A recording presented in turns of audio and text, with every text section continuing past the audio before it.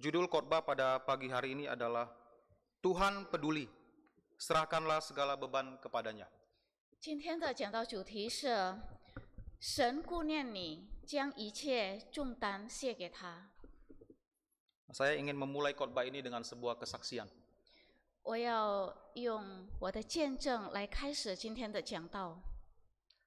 Di awal bulan Maret tahun ini, saya mendapatkan kabar bahwa mama saya mengalami pendarahan di otak. 在今年3月份，我得了消息，我妈妈得了脑出血。 Dan kondisi mama saya pada waktu itu sangat serius. 那个时候，我妈妈的病情很严重。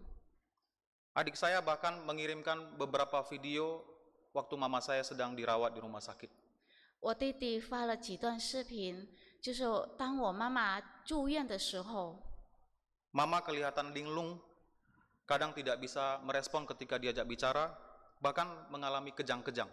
我妈妈看起来神志不清，甚至跟她说话的时候没有反应，偶尔还会抽搐。 Hati saya begitu sedih dan menangis ya melihat video itu. 看了这段视频，我心如刀割。 Pak Pendeta waktu itu sudah mengizinkan saya untuk pulang ke balai. 其实牧师已经允许我回家乡了， Namun adik saya yang laki-laki yang perawat mengatakan kepada saya bahwa saya tidak perlu pulang. 但是我弟弟他当护士的，他告诉我你不用回去， Karena menurut dokter dalam kondisi seperti itu, mama saya harus istirahat total. 因为医生说了，妈妈在这种情况下，她必须完全休息， Tidak boleh diajak bicara, tidak boleh banyak berpikir. 不要找她聊天，不要让她过度思考， Apalagi membuat mama saya cemas. 更不可以让她受到惊吓。 Adik saya juga bilang kalau abang pulang, nanti mama curiga bahwa dia sedang sakit serius sampai harus pulang ke balai. 我弟弟说：“哥，如果你回去，那妈妈肯定知道她的病情很严重。” Dan saya berpikir sejenak, kalaupun saya pulang, apa yang bisa saya lakukan di sana? 我也琢磨了一会儿，如果我回去，我能做什么？ Jadi dalam kondisi seperti ini, pada waktu itu yang bisa saya lakukan adalah berdoa. 所以在这种情况下，我只能做的就是祷告。 Saya hanya bisa berdoa menyerahkan segala kekhawatiran saya kepada Tuhan. 我只能祷告，把我一切的忧虑卸给神。 Dan saya sepenuh-penuhnya percaya bahwa kehendak Tuhan yang terjadi bagi mama saya adalah yang terbaik. 我也完全相信主的旨意安排是最好的。 Dan walaupun kondisi mama waktu itu sudah sangat parah, tapi dalam hati kecil saya ada keyakinan bahwa mama saya akan baik-baik saja. 虽然那个时候我妈妈看起来已经很严重了，但是我心中有一个声音，她会好起来的。 Dan puji Tuhan, dengan kondisi yang demikian pun, mama saya terpelihara dengan baik. 感谢主，就算她已经得了这种病，她还是好好的。 Mama bisa sehat kembali, seluruh anggota tubuhnya juga masih bisa digerakkan. 今天她已经慢慢好转了，全身都好起来了。 Dan kami sekeluarga melihat ini sebagai suatu keajaiban dari Tuhan. 所以我们把这件事情当作神所行的奇迹。 Dan dalam hati kecil saya menyadari bahwa Tuhan itu memelihara. 在我的心中，我知道神是看顾我们的， Tuhan peduli terhadap segala kesusahan yang kita alami. 神顾念我们的一切忧愁。 Tuhan juga bisa merasakan apa yang kita rasakan pada waktu itu. 神也能感受到我们心中的那个痛苦。 Nah, Rasul Petrus ketika menuliskan surat ini kepada orang-orang Kristen yang ada di perantauan, dia juga melihat mereka sedang dalam pergumulan. 使徒彼得写这封信的时候，也是看到当初的基督徒，正在面对忧虑中。 Kalau kita baca di pendahuluan surat ini, Petrus menyebutkan bahwa surat ini ditujukan kepada orang-orang percaya, pendatang atau perantau yang ada di daerah Pontus, Galatia, Kapadokia, Asia Kecil dan Bitinia. 如果我们看这书信的开头，这是写给分散在本都、加拉太、加巴多加、亚细亚、庇推尼的寄居信徒。 Kelima daerah ini merupakan daerah kekuasaan kerajaan Romawi pada waktu itu. 这5个地区是当下属于罗马帝国的统治范围， Dan kelima kota ini pada masa sekarang adalah negara Turki modern. 是今天的土耳其国家。 Nah, ketika Petrus mengatakan surat ini kepada pendatang yang ada di sana, 当使徒彼得提到寄居的， pertama-tama mereka memang adalah orang pendatang yang tinggal di daerah jajahan Romawi ini. 首先他的意思是指那些在罗马帝国的外来人。 Tapi kata pendatang juga di sini mengingatkan kembali orang-orang percaya bahwa rumah mereka bukan di dunia ini. 但是寄居的也表达了我们作为基督徒在这个世界上是过客而已。 Dengan kata lain, Petrus sedang mengatakan kalian memang pendatang di daerah-daerah itu. Dan kalian juga adalah pendatang di dunia ini. 所以使徒彼得针对他们说：“你们到那个地区只是寄居的，你们在这个世界也是一样。 Kita adalah orang-orang asing di dunia ini. 在这个世界上，我们都属于陌生人， Rumah kita yang sesungguhnya adalah di sorga. 因为我们真正的家园都在天上。” Tuhan Yesus dalam pengajarannya mengatakan dalam Yohanes 17 ayat 14, Aku telah memberikan firman-Mu kepada mereka dan dunia ini membenci mereka karena mereka bukan dari dunia ini, sama seperti aku bukan dari dunia ini. 在约翰福音17章14节这样记着：“我们虽然活在这个世界，但我们并不属于这个世界。” Dan mereka ini adalah orang-orang Kristen yang lahir baru. 这些都是重生的基督徒。 Nah, kalau kita baca di ayat kedua dari 1 Petrus pasal yang pertama, Petrus mengatakan, orang-orang yang terpilih sesuai dengan rencana Allah Bapa kita dan yang dikuduskan oleh Roh supaya taat kepada Yesus Kristus dan menerima percikan darahnya, kiranya kasih karunia dan damai sejahtera makin melimpah atas kamu. 如果我们看彼得前书1章2节是这样记载的，就是照父神的先见被拣选，借着圣灵得成圣洁，以这顺服耶稣基督，又蒙他血所洒的人，愿恩惠平安多多加给你们。 Jadi Petrus menuliskan suratnya ini kepada orang-orang Kristen yang tinggal di perantauan. 所以彼得写这封书信是对于那些寄居的人。 Nah, mengapa Petrus harus mengingatkan kembali mereka untuk menyerahkan segala kekhawatiran mereka kepada Tuhan? 那为什么彼得需要提醒他们要将一切重担卸给神呢？ Apa sebenarnya yang terjadi dengan orang-orang Kristen ini di perantauan? 到底他们当中发生了什么事？ Nah, kalau kita baca dalam surat Petrus yang pertama ini saja, ditemukan setidaknya ada 15 kata derita. 如果我们单单读了彼得前书的第1章，我们会发现有15次受苦这个词被提到。 7 diantaranya berbicara tentang penderitaan Kristus dan sisanya berbicara tentang penderitaan orang percaya. 其中7次是指基督的受苦，其余的是指基督徒的受苦。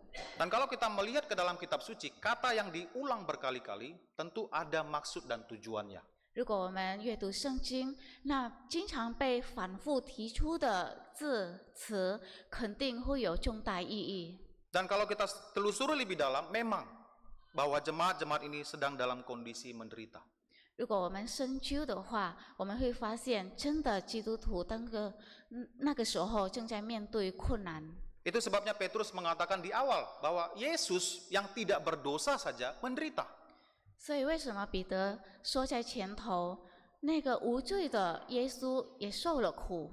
Seorang yang suci, tidak bersalah, tidak berbuat pelanggaran, tapi menderita oleh karena orang-orang yang membenci dia. 一个纯洁无罪的主耶稣也要受苦，因为很多人憎恨他。 Dan terlebih lagi kita, meskipun kita sudah diampuni dosa-dosanya, tapi kita masih berbuat dosa. 更何况我们，虽然我们已经得了赦免，但是我们经常还犯罪。Kita adalah pengikut Kristus, kalau Tuhan kita saja menderita seperti itu, terlebih kita pengikut-pengikutnya. 我们是基督的跟随者，那么如果基督受苦，何况我们这些跟随他的人呢？ Dan Petrus mengingatkan orang-orang Kristen ini, bahwa untuk itulah kamu dipanggil. 所以彼得在这里提醒我们，就因为这个使命，你们才被蒙召。 Di dalam 1 Petrus pasal 2 ayat 21, Petrus mengatakan, sebab untuk itulah kamu dipanggil, karena Kristus pun menderita untuk kamu dan telah meninggalkan teladan bagimu supaya kamu mengikuti jejaknya. 彼得前书1章21节这样记着：你们蒙召原是为此，因基督也为你们受过苦，给你们留下榜样，叫你们跟随他的脚中行。 Lalu kemudian Petrus masuk ke persoalan yang mereka hadapi. 然后彼得就谈到真正的主题了。 Nah, di awal surat kita baca bahwa surat ini ditujukan kepada orang Kristen yang tinggal di perantauan. 之前我们已经说过，这封信是针对那些寄居的基督徒。 Orang-orang ini adalah orang-orang non-Yahudi yang bukan saja tidak mengenal Tuhan, tetapi juga menentang ajaran Tuhan. 这些人是非犹太人，也是反对基督教导的人。 Orang-orang Kristen yang tinggal di sana itu difitnah sebagai orang durjana karena hidup mereka yang saleh dalam Kristus.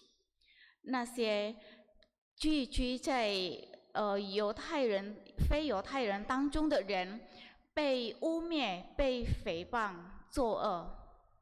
Di dalam 1 Petrus 2 ayat 12 dikatakan, milikilah cara hidup yang baik di tengah-tengah bangsa bukan Yahudi, supaya apabila mereka memfitnah kamu sebagai orang durjana, mereka dapat melihatnya dari perbuatan-perbuatanmu yang baik dan memuliakan Allah pada hari Ia melawat mereka.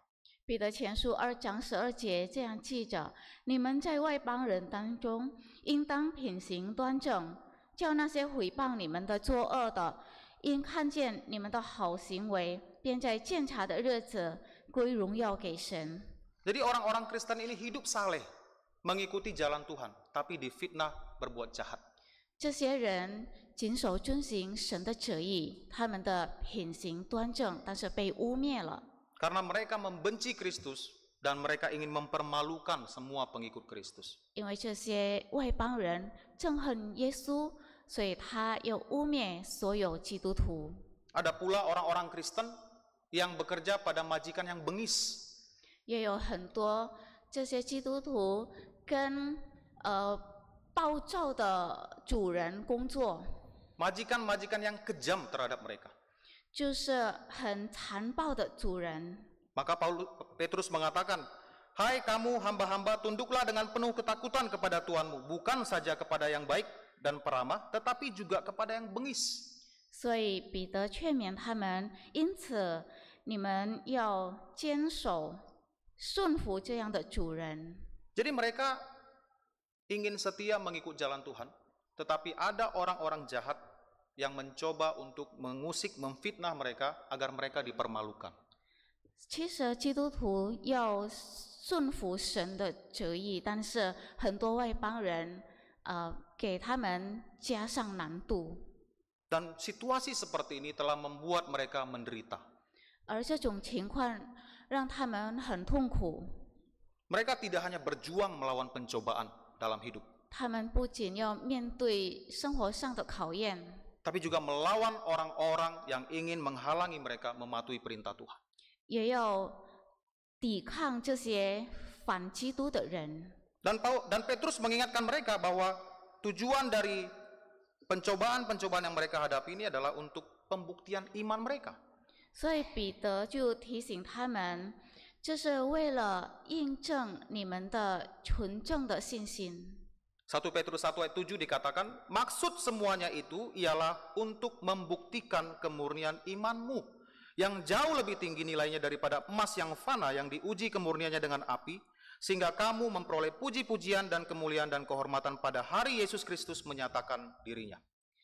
彼得前书1章7节这样描写：叫你们信心既被试验，就比那被火焰仍然能坏的金子更显宝贵，可以在耶稣基督显现的时候得着称赞、荣耀、尊贵。 Jadi Petrus mengatakan bahwa kamu saat ini memang sedang menghadapi pencobaan-pencobaan, tetapi itu adalah untuk pembuktian iman kamu. 所以彼得强调说：你们固然现在面对苦难，但是这个是要显明你们的信心。 Nah, semua orang bisa mengatakan saya beriman kepada Tuhan. 每个人都会说我对神有信心， Tapi perkataan ini harus dibuktikan dengan perbuatan. 但是我们的信心要靠行为来证明。 Dan ketika mereka menghadapi pencobaan ini, Tuhan izinkan terjadi supaya mereka melihat kepada diri mereka sendiri sejauh mana iman mereka kepada Tuhan. 而当他们面对这些生活考验的时候，是神允许这一切发生的。 Dan kalau mereka tahan uji, maka seperti emas yang dimurnikan di dalam api. 如果他们能抵得住，就会像金金被火试验过的。 Iman mereka akan semakin jelas, semakin murni di hadapan Tuhan. 他们的信心在神面前是格外纯正的。 Dan keteguhan iman mereka akan bertambah di dalam Tuhan. 他们在神里面也会信心成长。 Kemudian Petrus juga mengatakan bahwa penderitaan yang kamu alami sekarang dibandingkan dengan puji-pujian, kemuliaan yang akan datang itu belum ada apa-apanya. 再说了，彼得说：“你现在所面对的苦难，与将来在耶稣要得着的荣耀相比，是微不足道的。 Tidak sebanding dengan kemuliaan yang akan mereka dapatkan kelak dari Tuhan. 与将来要得着的荣耀和尊贵是没法相比的。 Tuhan akan menganugerahkan mereka upah di sorga nantinya. 将来主耶稣必定给我们赏赐。 Dan penderitaan yang kita alami di dunia ini Bapak Ibu hanya sementara. 而且我们在世界上的苦难都是短暂的。 Sementara kemuliaan puji-pujian dari Tuhan selama-lamanya tanpa akhir. 但是神所赐的荣耀是永恒的。 Dan Petrus menguatkan mereka supaya mereka tetap bertahan di dalam pencobaan itu. 所以彼得坚固他们要继续持守信心。 Nah, inilah latar belakang penulisan dari surat Petrus ini kepada jemaat yang ada di perantauan. 这就是彼得写给寄居的基督徒的书信的背景。 Nah, Bapak Ibu, satu hal yang kita bisa lihat jelas dari peristiwa ini adalah bahwa mengikuti Tuhan dengan setia tidak berarti kita akan lepas dari masalah. 所以弟兄姊妹，有一件事我们可以看到，哪怕我们忠心的跟随主，但是不代表我们的人生就一帆风顺。 Hidup di jalan Tuhan tidak berarti bahwa hidup kita akan mulus-mulus saja, baik-baik saja. 我们走在主的道上，不一定就没有任何阻碍。 Ada kalanya kita berjalan di jalan yang baik, 有时候我们可以过比较平坦的路， ada waktunya kita berjalan di jalan yang curam. 有时候就是充满坎坷的路， Dan semua ini adalah untuk kebaikan kita. 而这一切都是为了我们的益处。 Nah, setelah menyadari penderitaan yang dialami oleh orang-orang Kristen di perantauan ini, Petrus menasihatkan mereka untuk berserah kepada Tuhan.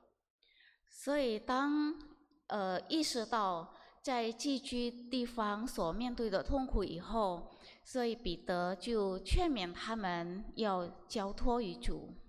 Firman Tuhan mengatakan, serahkanlah segala kekhawatiranmu kepadanya.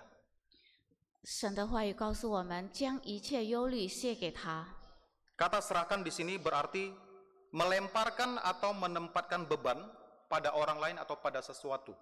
卸给这里者的，就是把我们身上的重担脱下来。 Ide dari kata serahkan di sini adalah ketika kita mengangkat satu beban, kita betul-betul melepaskannya dan tidak menyentuh beban itu sedikit pun.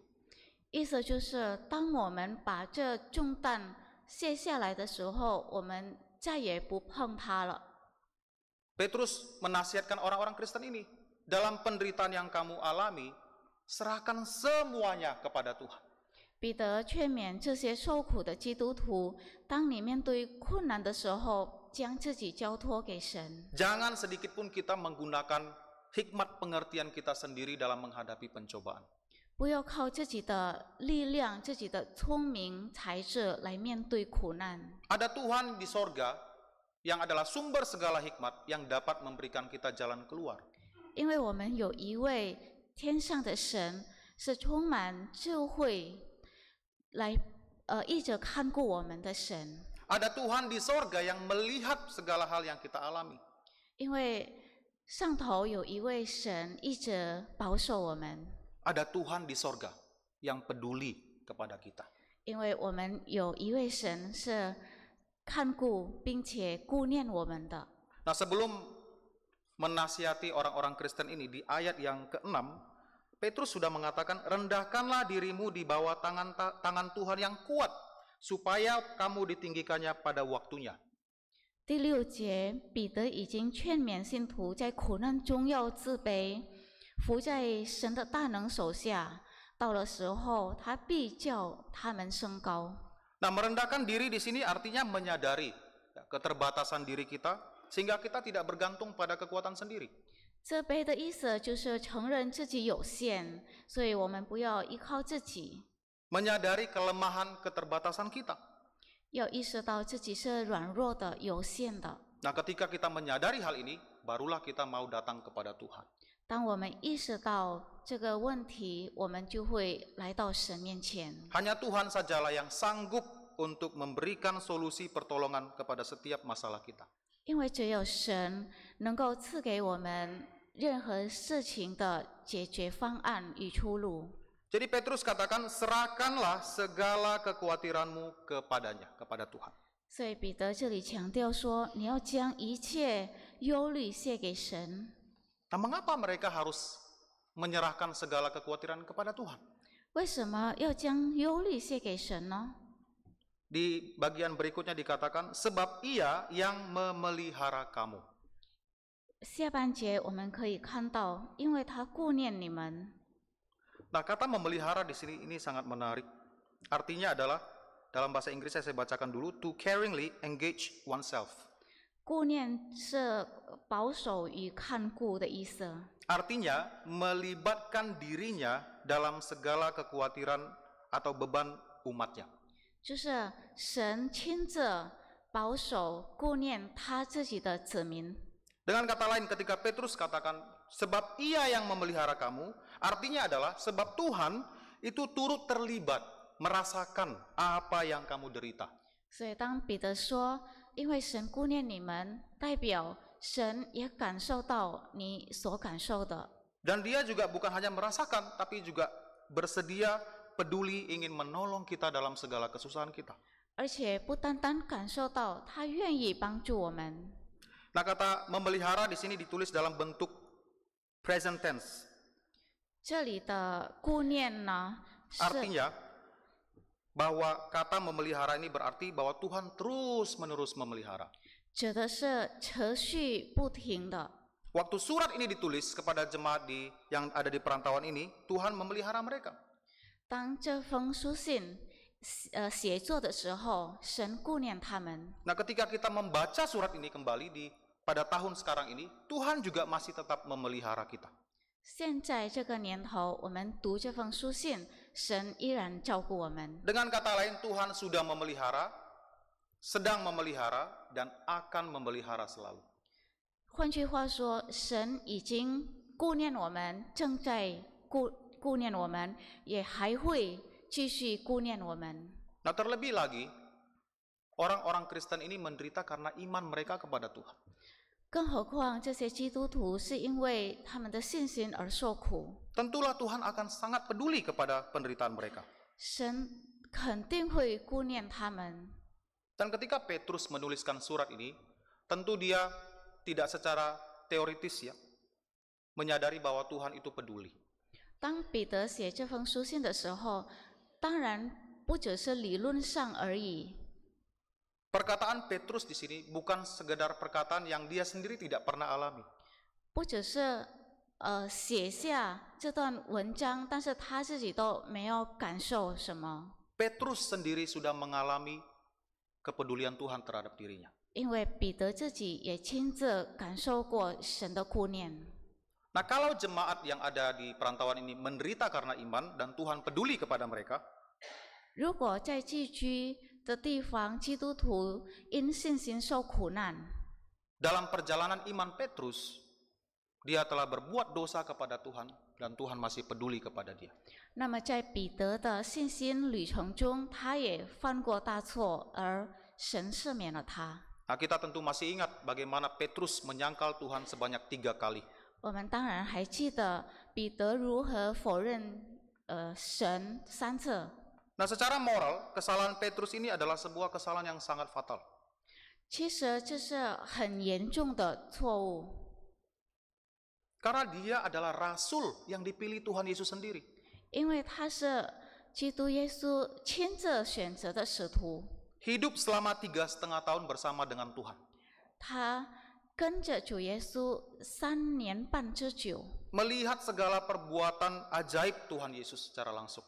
他也亲眼目睹过主耶稣所行的神迹， Bahkan dia diberikan kesempatan untuk melihat transfigurasi Tuhan Yesus di sebuah gunung ketika dia berubah dalam bentuk yang sebenarnya.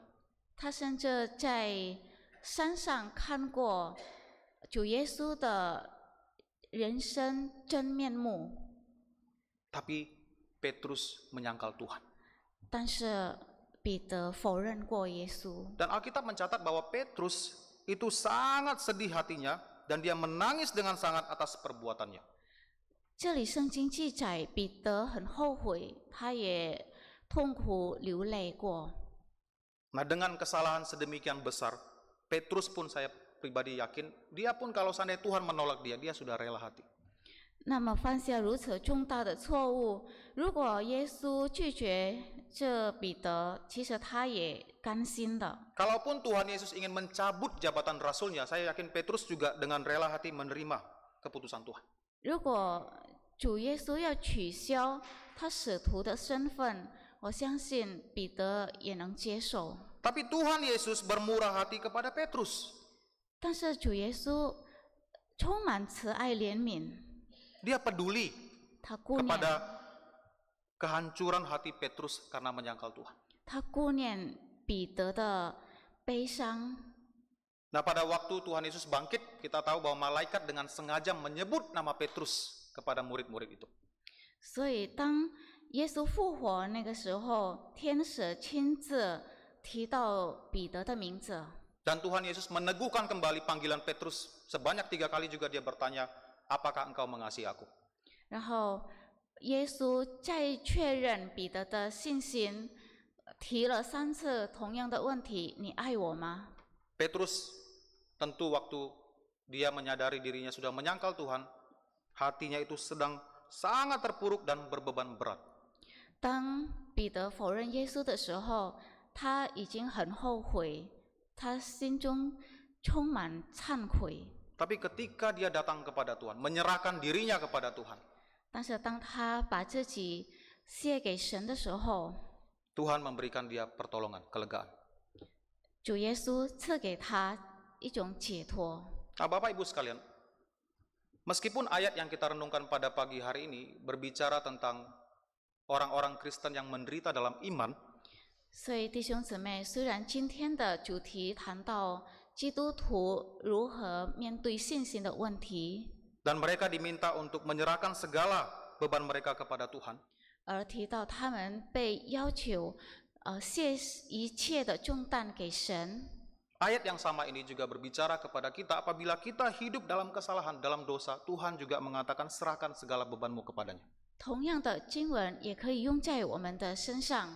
我们当有忧虑的时候，一切都卸给神。 Nah, kata segala di sini menyangkut segala hal. 一切代表全部， Apakah itu pergumulan iman 是信心挣扎， atau pergumulan dosa?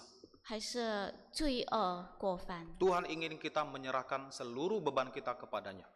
神要我们把一切都卸给他。 Karena Tuhan merasakan apa yang kita rasakan. 因为主耶稣感受到我们的痛苦， Dan Tuhan peduli terhadap segala beban penderitaan kita. 而且主耶稣也顾念我们。 Apakah Bapak Ibu saat ini sedang berbeban berat? 弟兄姊妹，现在有面对什么苦难吗？ Apakah kita menyadari bahwa kita ini manusia yang terbatas? 我们有没有意识到自己非常有限？ Apakah kita masih berjuang untuk menyelesaikan, menanggung beban itu sendirian? 我们是否还不断的靠自己的能力？ Tuhan berkata, serahkanlah beban itu kepadanya. 主耶稣告诉我们，把一切忧虑卸给他。 Nah, dalam Matius 11 ayat 28, Tuhan Yesus pernah berkata, "Marilah kepadaku semua yang letih lesu dan berbeban berat, aku akan memberikan kelegaan kepadamu." 马太福音11章28节这样记载：凡劳苦担重担的人，可以到我这里来，我就使你们安息。 Kita serahkan beban kita kepada Tuhan Yesus, maka Dia akan memberikan kita kelegaan. 我们把一切重担卸给他，那么他就赐给我们安息。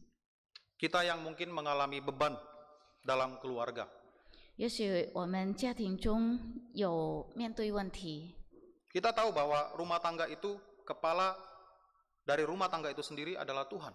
我们知道，家庭的元首是主耶稣自己。 Tapi seringkali kita ingin menyelesaikan masalah rumah tangga kita dengan cara kita sendiri.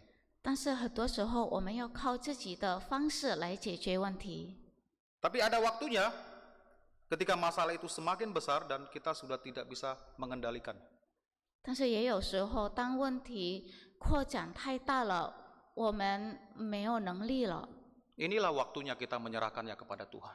就是这个时候，我们要将一切卸给他。 Ketika Tuhan menutup semua pintu, 当神已经关闭所有的门， Dia hanya akan membuka satu pintu yang mengarah kepadanya.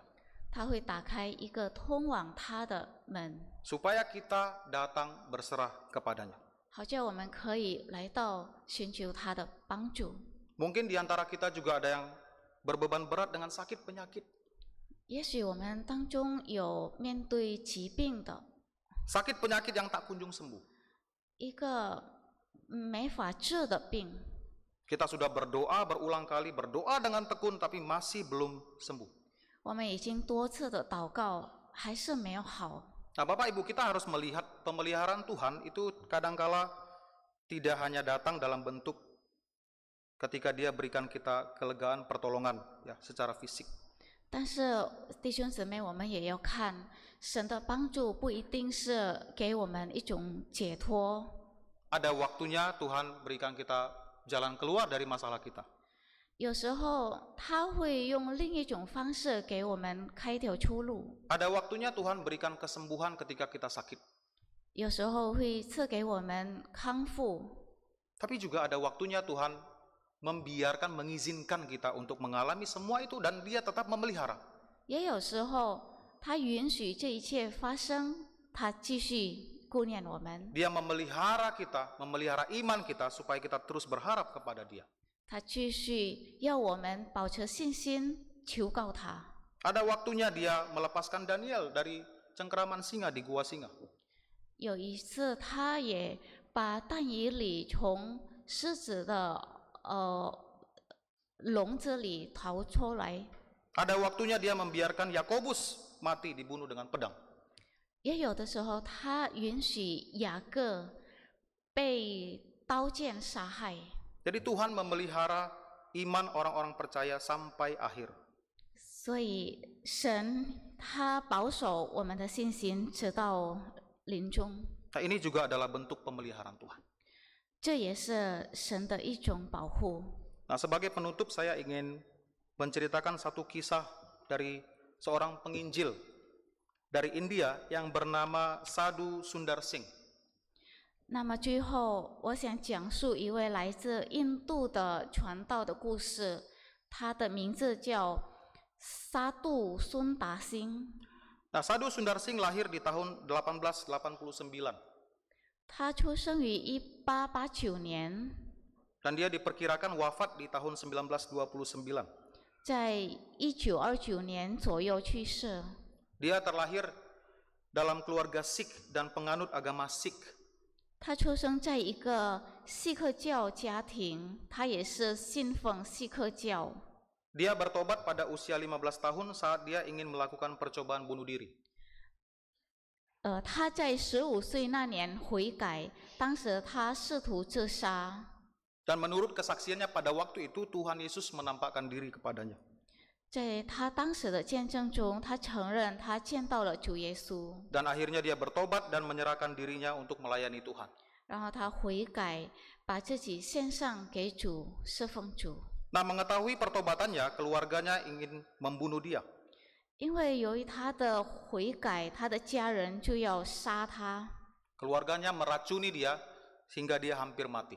他的家人给他下毒， Tapi Tuhan bermurah hati kepadanya dan menyelamatkan dia dari kematian. 但是神是充满怜悯的，拯救了他。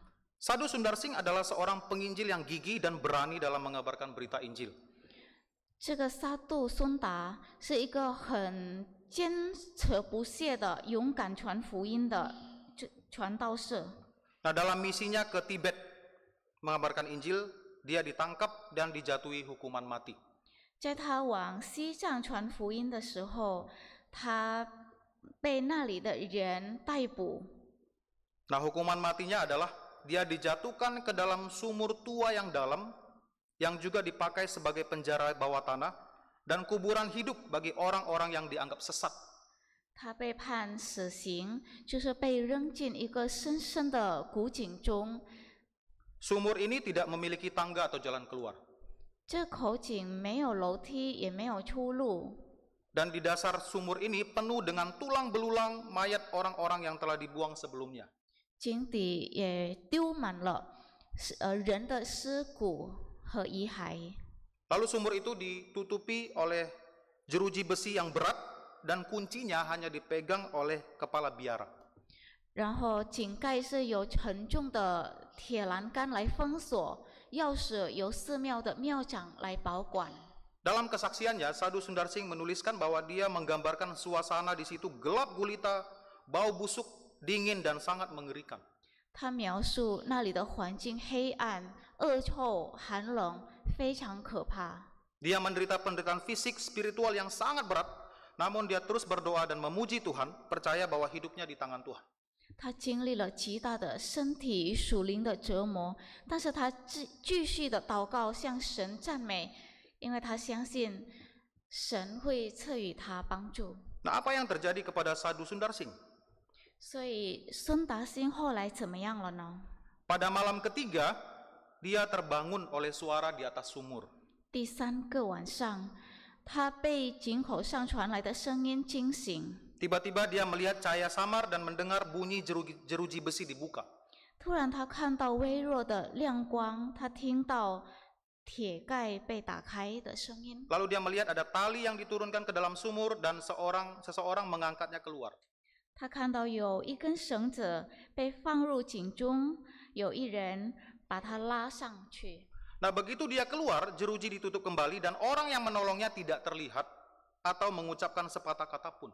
他刚被拉出来，铁盖就被锁上。那位帮助他的人既看不见，也没有说一句话。 Lalu keesokan paginya, kepala biara yang yakin tidak ada orang lain yang memegang kunci itu, dia sangat heran dan bingung mengapa orang ini bisa lolos. 第2天，那位庙长感到很惊讶，为什么这个人可以逃脱？ Dan mereka menyuruh Sadhu Sundar Singh untuk tidak lagi datang ke Tibet dan mengusirnya keluar dari negara itu. 然后就命令松达兴离开西藏，不可以再过来。 Pemeliharaan Tuhan bisa datang secara ajaib. 因为神的帮助是可以突然间、奇妙间来临。 Selama 3 malam dia berada di sumur itu, dia berserah penuh kepada Tuhan. 在井底3个晚上，他把一切都交托于神。 Dan dia berserah, kalaupun Tuhan selamatkan, puji Tuhan, tidak diselamatkan pun itulah kehendak Tuhan bagi dia. 他心中想，如果神拯救我，那就感谢主；但是如果没有，这也是最美好的安排。Nah, dari kisah kesaksian ini kita bisa melihat bagaimana Tuhan begitu peduli kepada umatnya.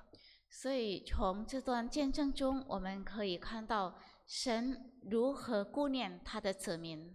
Ketika Tuhan mengatakan, serahkanlah segala kekhawatiranmu kepadanya, sebab Ia yang memelihara kamu. 所以，当神告诉我们要将一切忧虑卸给他，因为他顾念你， Dia sedang berbicara kepada kita sekalian. 神是对我们每一个人说话。 Marilah kita serahkan seluruh beban kita kepada Tuhan. 所以我们就把一切重担交托于主， Dia peduli dan Dia akan memberikan pertolongan pada waktunya. 因为他顾念我们，他会按照他的时间赐予我们帮助。 Kiranya Tuhan menolong kita. 愿神祝福我们。 Mari kita berdoa. 我们一起来祷告。 Bapa Sorgawi, 我们在天上的父， ajarilah kami untuk menyerahkan seluruh beban kami kepadamu. 求主教导我们把一切重担都卸给你， Berikan kami iman yang teguh, agar kami tidak putus asa, tapi selalu berharap hanya kepadamu. 求主赐予我们坚固的信心，好叫我们不至于绝望，我们信心基于你。 Dan kiranya kami tidak bersandar pada hikmat pengertian kami sendiri. 也好叫我们不靠自己的智慧能力。 Kami berdoa bagi setiap kami yang sedang bergumul saat ini. 我们为我们当中面对挣扎的祷告， Peliharakanlah kami sekalian. 求主保守我们每一位。 Di dalam nama Tuhan Yesus kami berdoa. 我们祷告奉主耶稣的名求， Amin. 阿门。